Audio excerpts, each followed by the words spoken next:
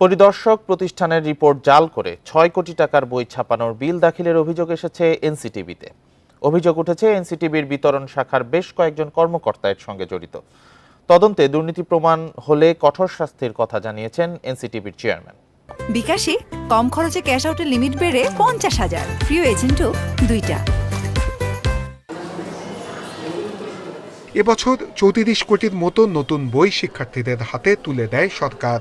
এর বেশিরভাগই নিম্নমানের কাগজে ছাপানোর অভিযোগ উঠেছে।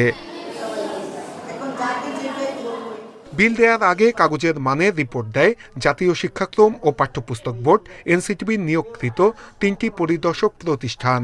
তবে এবার ইন্ডিপেন্ডেন্ট ইন্সপেকশন সার্ভিসেস নামের একটি পরিদর্শন প্রতিষ্ঠানের প্রতিবেদন জাল করে মাধ্যমিকের বইয়ের ৬ কোটি টাকার বিল দাখিলের অভিযোগ উঠেছে।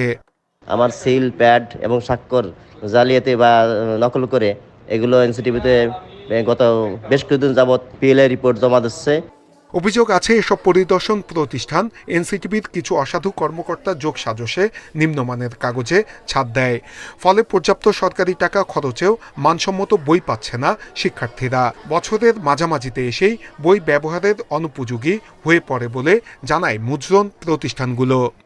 স্কুল পর্যায়ে যান, অনেক নিম্নমানের বই পাবেন। এই বইগুলো যদি বোর্ড সঠিকভাবে তদারকি করে এবং যারা এই মান নিয়ন্ত্রণের দায়িত্বে আছে তারা যদি সঠিকভাবে দায়িত্ব পালন করে তাহলে কোনোভাবেই কোনো প্রেস বা কোনো প্রতিষ্ঠান নিম্নমানের পাঠ্যপুস্তক ছাত্রছাত্রীদের হাতে তুলে দিতে পারে না। এনসিটিবির চেয়ারম্যান জানান, নিম্নমানের বইয়ের বিল আটকে দেওয়া হয়েছে। এ বিষয়ে তদন্তে কোনো কর্মকর্তার সংশ্লিষ্টতা পেলে আইনি ব্যবস্থা নেওয়া হবে।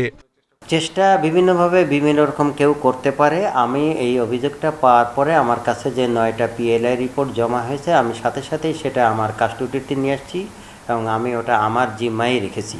বিভিন্ন প্যারামিটার বিভিন্ন বিশ্লেষণ করেই আমরা কালো তালিকাগুলো করে থাকি। এবছর ১১০০ কোটি টাকার বই ছাপানো হয়েছে। এর মধ্যে ২০০ কোটি টাকার বিল এখনো বাকি। এরকম ঘটনা আরও ঘটেছে কিনা তা তদন্ত করে দেখবে এনসিটিবি।